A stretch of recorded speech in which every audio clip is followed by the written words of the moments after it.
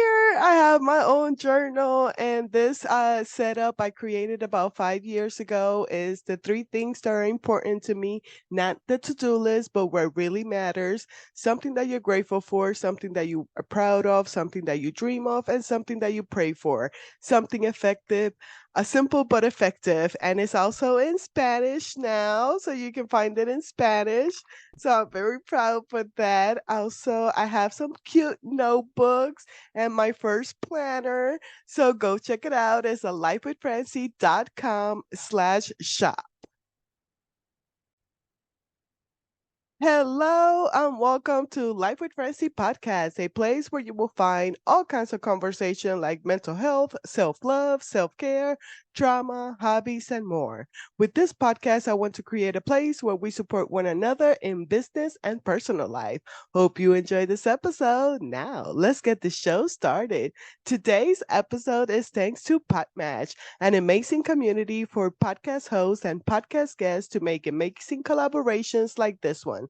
They have tools and resources for anybody in the podcasting world. You can check it out in the description of the episode. Now, on today's episode, I have the pleasure to talk to Nicky Billou, who comes to talk about entrepreneurship, thought leadership, mind of a champion, health, fitness, and achieving big goals. Nikki is the #1 international best-selling author of the book Finish the Thinking, TM How to Think and Win Like a Champion, The Thought Leader Journey, a Fable of Life, and the Power Connecting How to Activate Profitable Relationship by Serving Your Network. He is also the #1 podcast in the world on the thought leadership, the thought of leader revolution. There's so much more to say about him, so I just can't wait to get to meet him. Welcome to the show. Tell us a little bit about you. Thanks for having me, Francie. Um, Great question. I'm originally an immigrant from the Middle East. I'm a Christian from Iran. When I was 11 years old, the Islamic Revolution took place in Iran. And my late father, God rest his soul, he could see the writing on the wall. This was not going to be a place to raise a Christian family. So he and my mother, they made a plan and they got us out of Iran eventually. And we settled where I now live in Toronto, Canada. And at the time I was 11, I didn't want to leave my friends. I didn't want to leave my home. But looking back, it was the greatest thing my father could have done for me and my family. He took us from a legacy of tyranny to a legacy of freedom. And I think inside every human breast beats the living heart of freedom. We all want to live a life that we get to choose and not one that's shoved down our throats. And my father was also an entrepreneur. You know, he was a man who believed in people. He would always come and tell me, Nicky, remember, life is about people. It's not about money. He said, business is about people. It's not about money either. And I'm going, Dad, what you talking about? Of course, business is about money. I mean, that's how you do business, with money. He said, yes, son, but without people, there's no business. And that person in front of you, that's someone's mother, that's someone's daughter, that's someone's sister, that's someone's wife, that's someone's father, that's someone's brother, that's someone's husband, right? Yeah. That's someone's son. That's a hero to somebody. And maybe they've been disappointed by life or even by someone just like you who made them lots of big promises and delivered them nothing. So your job is to restore their faith in humanity. And my father was the kind of man, if you knew him and you were looking for work, he would sit you down in his office and call all his businessman buddies until he got you a job.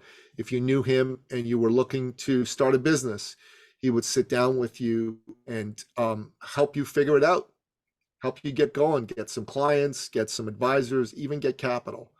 If he knew you and you were trying to buy a car or a house and the bank wouldn't give you quite enough for what you wanted to buy, he'd top it up with a loan and he'd never let you repay the loan. And people always came to me and go, wow, Nicky, you don't know this, but your dad did this for me, your dad did that for me. And other people would just go, no, man, nobody does this. What are you talking about? And I go, no, he did this. He says, who does that? And I go, well, the late, great Napoleon Billou, for one. Why would he do that? Well, he was a Christian. He believed he'd been blessed by God, and it was his duty as a Christian to share those blessings with other people. But more importantly than any of that, he did it because he could. He had the financial wherewithal. He was successful. I wanted to be just like that. I wanted to be a successful entrepreneur. I wanted to stand up for people because I believe every human being needs someone to believe in them, Mm-hmm. someone to let them know that they see their greatness. In the moments where you don't believe in yourself, having someone to believe in you will pick you up and get you back on your feet. Everyone needs someone to believe in them, and they need someone to teach them how to be persuasive in sharing their dreams, visions, and goals. And really, that's what I learned from my father. That's what I am all about. I believe in people. I love people. I want to see people succeed and win. So I do what I do from a point of view of dropping every little bit of belief that I can into the human beings in front of me. And then I teach them how to be really good at persuasion. And thought leadership is really good at that because thought leadership shows you how to stand out. That helps you be more persuasive. And I also show people how to stop being this pushy salesperson and instead be this heart-driven human person. Oh That's my gosh, I love that. And shout out to like amazing parents like that. I get that from my mom. So like as you were explaining your dad, I'm like, my mom is a smaller version of that. But I just love it because she's always like helping everything. She's uncomfortable with the money conversation. So she doesn't, she's just like every time that she does a favor or something, she's like, oh no, God gave me a star in the sky, you know, for me doing that. So I just want my star in heaven. That's how she explains it. But I love that it's a different perspective because the hustle mentality is all about money and how can I get to the top and how can I get this and how can I get that. But that's different because it is, you know, thinking about other people. And for me, I think about it in mental health perspective, but I love that thinking about somebody else, like that's their hero and, you know, to treat them right and things like that. But yeah, so how you come about to writing so many books and, you know, a little bit about your story. I'm somebody who loves books, man. I think books are a window into the soul of the world. And I've been reading since I was 6 years old, and I'm now 56. So 50 years, I've read over 4,000 books. I Wow. think it's one of the great privileges of life to be able to sit down and read a good book, and I thought writing books is going to be fun too. And I started to write books. I've written and published 10 books so far. Two of them have been New York Times bestsellers, which, I'm very privileged that that's something I had the chance to do. Um, Books are something everybody needs, in my opinion. And my business books are designed for entrepreneurs to be able to help show them a path towards success. And that's why I read them. And that's why I write them. I love that. So all of your books is about business and leadership? Not all of them, but the majority of them. I've written a fitness book, a children's book, and I wrote a couple of cultural and political books as well. Awesome. And then what is thought leader and, you know, why should we care? Well, thought leadership, the best way to describe it is an expert, someone who knows something, but a thought leader is someone who's known for knowing something. Experts are a dime a dozen, thought leaders are rare and valuable. So when you're a thought leader, the world knows you for who you are. To give you an example of an expert versus a thought leader, well, um, there's some car companies out there, these days. One of them's called GM, one of them's called Tesla. I bet you don't know the president of GM, right? But I Nope. bet you know who. No idea. But I bet you know the man who created Tesla, right? Yes, sir. Uh, Elon Musk. So Yep. he's a thought leader, and you want to be like the Elon Musk of your space. If you're like the Elon Musk of your space, boom, people are going to come to you. People are going to seek you out when they have a problem in your space. So we teach people how to be the Elon Musk of their space. I love that. Uh, do you have a coaching program or do you just do it through your books and your podcast? No, we have coaching programs. Okay. We have workshops. Yeah, we teach you how to go on podcasts as a guest and make money from being a guest. We call it Get Booked and Get Paid. We got a workshop for that. We've got coaching programs called 90K in 90 days, where we show you how to make $90,000 extra in the next 90 days using our methods. So we're all about helping the people win. I absolutely love that. And how can you become a branded authority so that people come to you and you line up for clients waiting to work with you? So I'll give you a story or two to Hmm. demonstrate this. So there's one man, his name was Carl Kramer. God rest his soul. He passed away from cancer about a year ago. But Carl used to be a vice president of a manufacturing company, but he got sick of it. He didn't want to do it anymore. He got burned out, so he decided to become a coach. But he made a lot of money as a manufacturing vice president. He didn't make a lot of money as a coach. He made like $350,000 a year as a manufacturing vice president. He made like $70,000 a year as a coach. That's a big drop, right? Yeah. So he came to us because he'd heard that we help people like him make more money. So he said, "Hey man, I want to make more money. You know, so and so said you helped him." And so we said, "All right." We sat down with him, and what we realized was that Carl was trying to be everything to everybody, solve any business problem for any business owner. And I said, "Yeah, man, it's not going to work." So he said, "Narrow your focus." Thought leaders are narrow in their focus. It's like a heart surgeon versus a regular GP doctor, right? Heart surgeons make 700,000 a year. GPs make 160,000 a year. So it's heart surgeons make more money. So we said, "Look, you got to focus on one business problem." He said, "Okay, I'm going to help people focus on business growth." I'm like, "Okay, that's good. Business growth. A lot of business have problems with that." And then he said, "I'm going to help lawyers without any partners, lawyers who are just a single solo practitioner law firm. I'm going to help them double their business." That was his whole pitch. So we helped him put that together, and then he went out there, and within 6 months, he went from making 70,000 a year to $500,000 a year, even more money than he made as an executive vice president at a manufacturing company. So, and he didn't work all that much. He worked like 30 hours a week, so he was happy with that. That was a good amount of time to work. He also had lots of free time. So that's the power of thought leadership. Yeah, I see it. And I have known just because of the past couple of years, there has been a shake in the coaching community and how people express themselves online because they're trying to teach you something. But then when you get with them, it's like, oh, hold up, you're not the same person as you portrayed on social media. So I love that you're creating more thoughtful leaders because we need that more.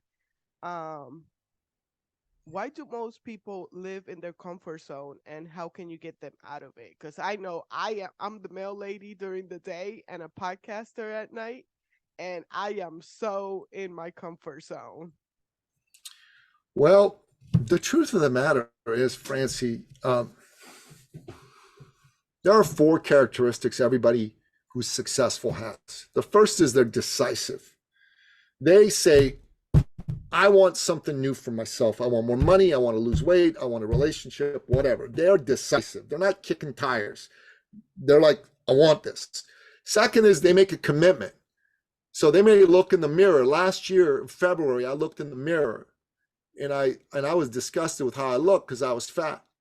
And I just said to myself, no more. I'd been fat for 12 years. And I made a decision. And the first thing I did was I said, "I'm fat now, so I'm not fit. I'm willing to be bad at fitness until I'm good at fitness." And then I hired a coach and I was coachable. That's the third thing. Mm. And I listened to the coach. I was coachable. And within 6 months, I dropped 58 pounds. I went from fat to fit in 6 months. Now, why did I do that? Well, I did it because I was not happy being fat anymore. I wanted to be fit. I made a decision. I made a commitment. I was willing to didn't have to be great at it the first day. I was willing to go through a process, and I was coachable. And then you got to be resourceful because it costs money to hire a coach. It costs time to do the work that he told me to do, and it costs energy. So you got to be decisive, you got to be committed, you got to be coachable, and you've got to be resourceful. And if you're not those four things, you're never going to succeed. You get out of your comfort zone by embracing those four qualities. And that's where I'm at this year. Let's 2024 is go. all about intention, you know, because I have talked the talk for so long that I'm tired of talking the talk and like taking action and moving the needle like a lot, not just little by little. So I'm excited. I'm excited to like this is this is at the end of February, but it's my first interview of the year and I'm like, yes, I'm pumped over here. Like tell me all about it.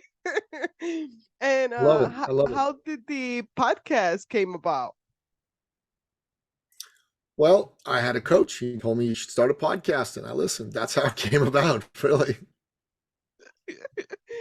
I love it. And what is it? How do you do it? Do you do it by yourself? Do you have a co-host or what?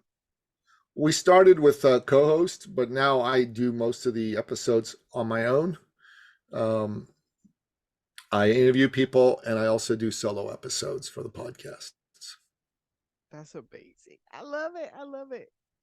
Thank you. Um, yeah. I So, appreciate so it I'm very very, much. like I said earlier, I'm very uncomfortable with the money conversation. And one of your questions says, "How can you add $20,000 to $100,000 to your income this year?"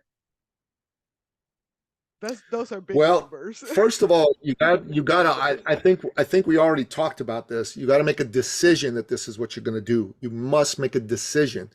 Not it would be nice. I'd like to. No, I will.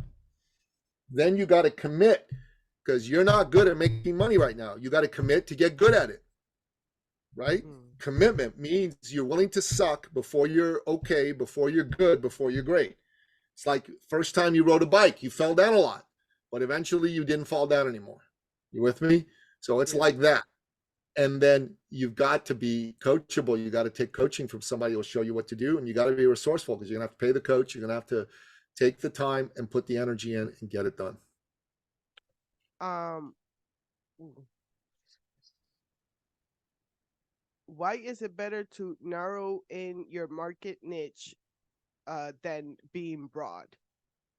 I think we talked about it with the story of Carl, right? He was trying to be all things to all people, and it wasn't working for him. And then when he went narrow, it started to work for him, and he started to make a lot more money. If you're trying to be all things to all people, you're nothing to nobody. But if you focus on just a particular group of people, you're going to do really well.